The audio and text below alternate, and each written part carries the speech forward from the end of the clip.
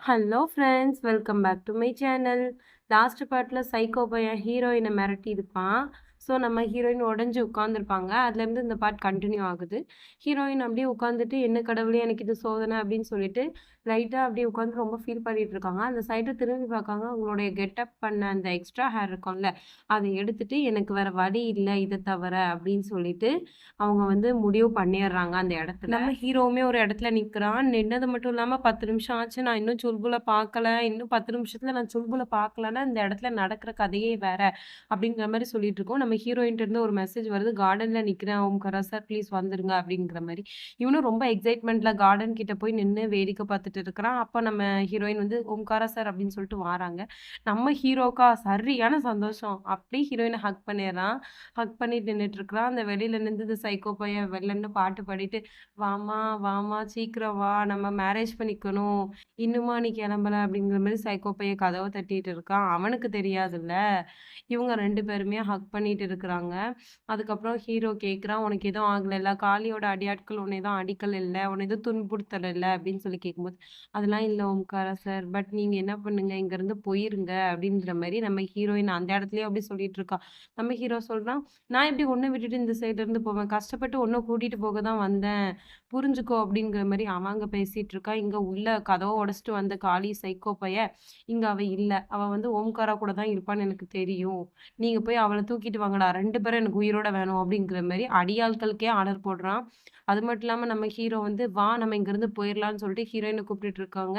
Heroine சொல்கிறா, இல்லை நீங்கள் போங்க, நம்ம 2 பேரில் ஒருத்தர் தான் தப்பிக்க முடியும், நான் இங்கே இருந்துக்கிறேன், கண்டிப்பா இந்த சைக்கோப்பைய விட மாட்டான், நீங்க போயிருங்க, உங்க உயிரை இங்கேருந்து போறத நான் என்னைக்குமே ஏத்துக்கிட மாட்டேன், ப்ளீஸ் கிளம்புங்க ஓம்காரா அப்படின்னு சொல்லி அவங்க ரொம்ப கத்தி சொல்லிட்டு இருக்காங்க. பட் இவனா கேட்குற மாதிரியே இல்லை. அந்த இடத்துல இருந்து இந்த காளி சைக்கோப்பைய கொஞ்சம் கொஞ்சமா கொஞ்சம் கொஞ்சமா இவங்களை நெருங்கிட்டு இருக்காங்க. அது மட்டும் இல்லாம நம்ம ஹீரோவுக்கு ஞாபகம் வருது. இவன் சொல்லியிருப்பானா, "நீ என்னோட பெஸ்ட் ஃப்ரெண்ட். உன்னை எந்த சூழ்நிலையிலும் நான் விட்டுட்டு போமாட்டேன்னு."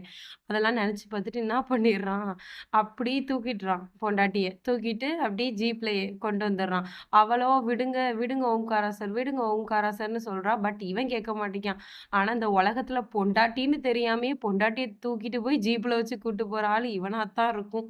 சரி, அதுக்கப்புறம் ஜீப் எடுத்துட்டு வந்துடுறான். வந்ததுக்கப்புறம் இந்த சைக்கோ பைய குரூப் அந்த சைடு வந்துருது. வந்தது மட்டும் இல்லாம அவன் என்ன பண்றான், கொஞ்சம் கூட பயப்படாம ஜீப்ப ஓட்டிட்டு வாரான். இவன் ஷூட் பண்றான். ஆனா அவன் ஜீப்ப ஓட்டிட்டு வந்து இவங்க மேல ஏத்துற மாரி வாரான். ஸோ இவனுங்களும் வழி விட்டுருதானுங்க. அப்புறம் நம்ம ஸ்வெட்லானா இருக்கால்ல, அவ கையிலயும், அம்மாயி கையிலயும் விலங்கு போட்டிருக்காங்க. விலங்கு போட்டது இத பார்த்துட்டு ஜான்வி வந்து, "எதுக்கும்மா இப்படி விலங்கு போட்டிருக்கீங்க?" அப்படின்னு சொல்லி கேட்காங்க. "இந்த காட்டுப்பூச்சி இருக்குல்ல, காட்டுப்பூச்சி வெளியில ஓடிறக்கூடாதுல்ல, அதான் விலங்கு போட்டு வச்சிருக்கேன்." அப்படின்ற மாரி சொல்லிடுறாங்க. அப்புறம் நம்ம ஜான்வி வந்து, "ஓம்காரா எங்க போனான்னே தெரியலம்மா, கௌரி" அப்படின்னு சொல்ல வந்துடுறாங்க. அதுக்கப்புறம், "இல்ல, இல்ல சுல்புலையும் காணோமா" அப்படின்னு சொல்லி பேசிட்டு இருக்காங்க. அப்ப அம்மாயும் சொல்லிடுறாங்க, "ஓம்காரா தானே கூட்டிட்டு வர போயிருக்கான். கண்டிப்பா கூட்டிட்டு வந்துருவான் சுல்புல. நீ கவலைப்படாத" அப்படின்னு ரொம்ப தைரியமா பேசுறாங்க. நம்ம ஹீரோயினா விடுற மாரி தெரியல. ஹீரோட்ட "ப்ளீஸ் விட்டுருங்க ஓம்காரா. அந்த இடத்துலயே என்ன இறக்கி விடுங்க. நான் போயிடுறேன்" அப்படின்னு சொல்லி பேசிட்டு இருக்கிறா. ஆனா ஹீரோவா, "கொஞ்சம் அமைதியா இருக்கிறியா ப்ளீஸ்" அப்படின்னு சொல்லிட்டு அந்த ஜீப்ப ஓட்டிட்டு இருக்கான். பின்னாடியே சைக்கோ பையன் வந்துடுறான். நம்ம ஹீரோயின் அப்படி ப்ரே பண்ணிட்டு இருக்காங்க. இது வந்து என்ன கடவுளே நான் எடுத்துக்கிறது? நான் உண்மையே சொல்லல. சொல்லணும்னு தான் நான் சுல்புல் கெட்டப்ல வந்தேன். ஆனா இவரு என்ன இப்படி பண்றாரு அப்படின்னு சொல்லி இவ ப்ரே பண்ணிட்டு இருக்கா. அந்த இடத்துல சிவனுடைய ஒரு சிலையும் இருக்கா. இத பார்த்துட்டு, சரி நீங்க வந்து எனக்கு இது வந்து நல்லதுன்னு சைன் பண்றீங்கன்னு நெனச்சுட்டு, நான் ஓம்காரா கூட போயிர்றேன் அப்படின்னு சொல்லிட்டு, அவ வந்து முடிவு பண்ணிர்றா. முடிவு பண்ணது மட்டும் இல்லாம, திரும்பி பார்க்குற அந்த காளி சைக்கோ பைய ஷூட் பண்ணிர்றான். அப்ப ஹீரோட்ட சொல்றா, "காளி வேற வந்துட்டுருக்கான். என்ன என்ன பண்றது?" அப்படின்னு சொல்லிட்டு கெடக்கா. நேரா இவங்க 2 பேரும் ஜீப்ப கொண்டு ஒரு மரத்துல விட்டுர்றாங்க. அப்படியே எறங்கி, "சுல்புல் நீ சீக்கிரம் ஓடணும். ஓடு" அப்படின்னு சொல்லி அவனும் சொல்லிட்டு இருக்கான். இவன் அந்த அடியாளெல்லாம் போட்டு அடிச்சுட்டு இருக்கான். நம்ம ஹீரோவும், ஹீரோயினும் அந்த இடத்துல அப்படியே ரொம்ப ஃபைட் பண்றாங்க. ஃபைட் பண்ணிட்டு 2 பேருமே ஓடுறாங்க. அப்ப ஹீரோ முன்னாடி ஓடிட்டு இருக்கான். பின்னாடி ஹீரோயினும் அவங்க கைய பிடிச்சுட்டு தான் ஓடிட்டு இருக்காங்க. இந்த காளி சைக்கோ பையன் கால்லயே ஷூட் பண்ணிடுறான். நம்ம ஹீரோவால ஓட முடியல. அப்போ "சுல்புல் நீ வேகமா போயிடு இங்கருந்து. நான் பார்த்துக்கிறேன். நீ போ போ" அப்படின்னு சொல்றான். "நான் இங்கருந்து போ முடியாது ஓம்காரா" அப்படின்னு சொல்லிட்டு, "நீங்க வாங்க" அப்படின்னு சொல்லிட்டு அவ கை இருக்குல்ல ஓம்காரா கை, அத தோள்ல வச்சுட்டு நடத்தி கூட்டிட்டு போயிட்டு இருக்கிற சமயத்துல இந்த சைக்கோ பையன் கீழ வந்துடுறான். வந்துட்டு, "தங்கம் நீ பண்ணது தப்பு தங்கம். ஏன் தங்கம் இப்படி பண்ற? நான் உன்ன எவ்ளோ டார்லிங் டார்லிங்ன்னு கூப்பிட்டுட்டு இருந்தேன். நீ தான் உன்னுடைய மரியாதை கெடுத்துக்கிட்ட பாத்தியா?" இப்போ என்னுடைய தம்பிய கொன்னதுக்கு நான் பழிவாங்க வேண்டாமா? அப்படின்னு சொல்லிட்டு அந்த அருவாள எடுத்துட்டு நிக்கிறான். அப்படி நின்னதுக்கப்புறம், உன் சுல்புலா இவனுடைய உயிர நான் எடுக்கேன். அப்பதான் கரெக்ட்டா இருக்கும். அப்படின்னு சொல்லிட்டு இருக்கான். எனக்கும் உனக்கும் தான் சண்டை. எங்கிருந்து வந்தான் சுல்புல்? நீ வந்து அவனோட உயிர எடுக்கக்கூடாது. அப்படிங்கிற மாரி அவன் சொல்லிட்டு முன்னாடி வந்து நிக்கிறான். நின்னுட்டு மறுபடியும் இவன் சொல்றான் காளி, ஏன் உன்னோட உயிர எடுத்தேன்னு வச்சுக்கோயேன், ஒரு பிரயோஜனமே கிடையாது. அதான் உனக்கு புடிச்சவங்களோட உயிர எடுத்தேன்னா, அது உனக்கு வலிக்கும்ல. அந்த வழி தான் எனக்கு வேணும் அப்படின்ற மாரி நம்ம ஹீரோ அப்படியே ஹீரோயின பின்னாடி நிப்பாட்டி வச்சுட்டு, அப்படியே அவன் அருவாள ஓங்கியிருப்பான். ஸோ அந்த அருவாள புடிச்சிடுறான். புடிச்சது மட்டும் இல்லாம என்ன பண்ணிடுறான், "சுர்புல் நீ இங்கருந்து ஓடி போயிரு" அப்படின்னு சொல்லிட்டு நம்ம ஹீரோயின தள்ளி விட்டுருதான். ஓடிப்போ சொல்லியிருப்பான். ஸோ நம்ம ஹீரோயின் தான் விழுந்துருவாங்க. அந்த இடத்துல அவளுக்கு கெட்டப் எல்லாமே அப்படியே ரிவீல் ஆகிருது. நம்ம ஹீரோ அப்படியே ஹீரோயின பார்த்துடுறான். பார்த்துட்டு அந்த ஷாக்ல நின்னுட்டு, "நீ எங்க?" அப்படின்னு சொல்லி மறுபடியுமே கேட்குறான். அவன் சொல்றான், காளி சொல்றான், "சுல்புலும் ஒரே ஆள் தான், கௌரியும் ஒரே ஆள் தான். புல்புல் இல்ல, சுல்புல். சுல்புலும் கௌரி தான்" அப்படின்னு சொல்லி இந்த இடத்துல வந்து அவன தூண்டுற மாரியே பேசுறான். அப்படி பேசினோனே நம்ம ஹீரோவா இத பார்த்துடுறான். பார்த்துட்டு, "உனக்கு எவ்ளோ தைரியம்? என்னையும் நீ ஏமாத்தியிருக்க சுல்புல்ன்னு சொல்லிட்டு, உனக்கு எவ்ளோ தைரியம் இருக்கும்? என் கூடயுமே, என் ஃபேமிலி கூடயுமே வாழ்ந்துட்டு, சுல்புல்ங்கிற வேஷத்துல வாழ்ந்திருக்க. உனக்கு இப்படி ஏமாத்த உனக்கு வெட்கமா இல்லையாடி?" அப்படின்னு சொல்லி நல்லா புடிச்சு திட்டி விட்டுருதான். அப்படி திட்டுனது பட்சத்தும் இல்லாம, அவன் நம்ம ஹீரோ வந்து ஹீரோயின பார்க்கும்போதே எல்லா ஃப்ளாஷ்கட்டும் ஞாபகம் வருது ஹீரோக்கு. அவன் முன்னாடி பண்ணது, அப்புறம் காளி வீட்டுக்கு போகும்போது அவன் நின்னது, அப்புறம் இவங்க 2 பேரும் ஃப்ரெண்ட்ஷிப்பா இருக்கும்போது பேசினது, எல்லாமே ஞாபகம் வருது. அது மட்டும் இல்லங்க, நம்ம ஹீரோ மறுபடியும் கேட்குறான், "உனக்கு நீ ஏன் இப்படி பண்ற?" அப்படின்னு சொல்லிட்டு கேட்கும்போது, "நான் உன்ன என் ஃப்ரெண்டா தானே நெனச்சேன்." அப்படின்னு சொல்லிட்டு அவன் பேசிட்டு இருக்கான். அதுக்கு இவ சொல்றா, "நான் வேணுக்குன்னே உங்க வீடுன்னு தெரிஞ்சுலாம் நான் வரல. நான் தெரியாம தான் வந்தேன். இவனுக்கு பயந்துட்டு தான் நான் மும்பைக்கு வந்தேன். வந்தது மட்டும் இல்லாம எனக்கு ஒரு வேலை இல்ல. அம்மாவுக்கும் உடம்பு சரியில்ல. அதனால நான் ரோட்ல நின்னுட்டு இருந்தப்போ ஸ்வெட்லானா பார்த்தாங்க. ஸ்வெட்லானா வேலை தரேன்னு சொன்னாங்க. ஆனா பையனா இருந்தா மட்டும் தான் வேலை குடுப்பேன்ங்கிற மாரி சொன்னாங்க. அதனால தான் பையனோட கெட்டப் போட்டேன். உங்க வீடுன்னு தெரிஞ்சோனே அந்த வேலைய விட்டு போணும்னு தான் நெனச்சேன். அவங்க எனக்கு 3 மாசம் சம்பளம் குடுத்துட்டாங்க. அப்ப எப்படி அந்த வேலைய விட்டு என்னால போக முடியும்? நான் எங்க அம்மாவுக்கும் அந்த காச அனுப்பிட்டேன்" அப்படின்னு சொல்லிட்டு ரொம்ப கெ கதறிட்டு பேசுறாங்க. ஆனா அவன் எதையுமே நம்புறதா இல்ல. அப்படி இல்லனாலும் நீ என்ட்ட வந்து உண்மைய சொல்லியிருக்கணும்ல. எத்தன தடக்க நீ வந்து சுல்புலா வேஷம் போட்டு உன் மனசு குத்தல. என்னை ஏமாத்துறதுக்கு உனக்கு குத்தல. என் ஃபேமிலியும் சேர்த்து நீ ஏமாத்திட்ட.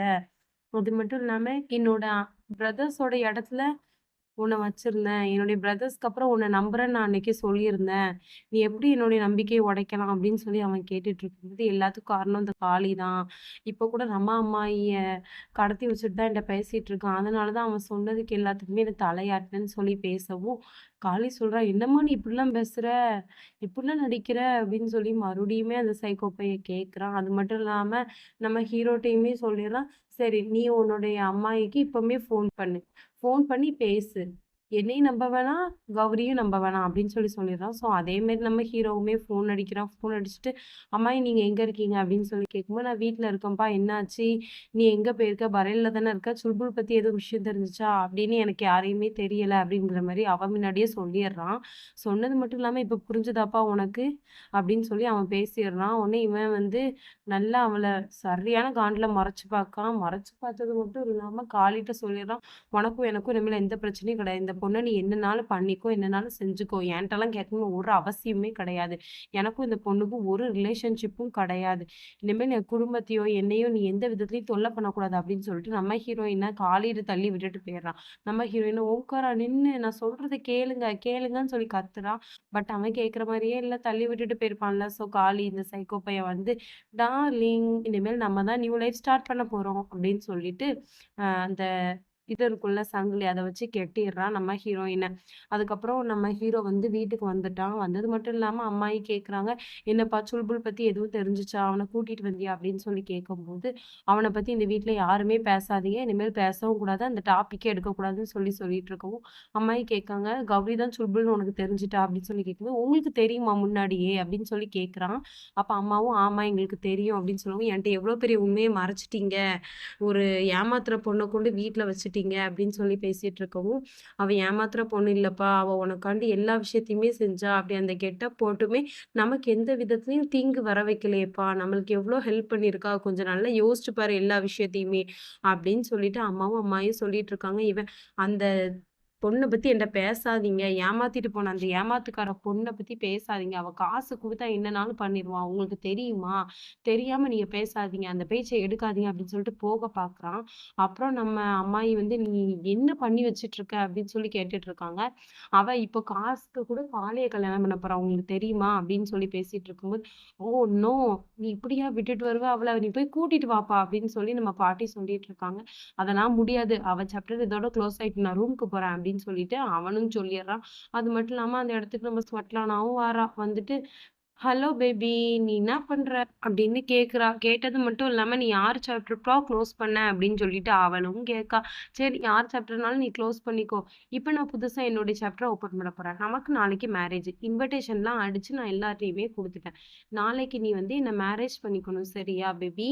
அப்போ நீ வந்து டீல் பத்தி என்ட்ட பேசிட்டு இருந்த. அந்த டீல் நாளைக்கு உண்மையாக போது. நீ தான் வந்து இப்ப யோசிக்கணும். என்ன நீ மேரேஜ் பண்ணிக்கல அப்படின்னா, நான் தேஜ் கூட போயிருவேன். அப்படிங்கிற மாரி மிரட்டி வச்சுட்டு நாளைக்கு மேரேஜ்ல பார்ப்போம் அப்படிங்கிற மாரி அவளும் சொல்லிர்றா. இங்க அம்மாக்கு, ரமா அம்மாயிக்கு எல்லாருக்குமே ஷாக்கா இருக்கு. நம்மளுக்குமே ஷாக்கா தான் இருக்கு. திடீர்னு இந்த ஸ்வெட்லானா வேற கல்யாணம்னு சொல்லிட்டு குண்ட தூக்கி போடுறா. என்னன்னு நம்ம நெக்ஸ்ட் வீடியோல பார்த்தா தான் ஃப்ரெண்ட்ஸ் தெரியும். நம்ம நெக்ஸ்ட் வீடியோல உங்கள சந்திக்கும். Bye friends.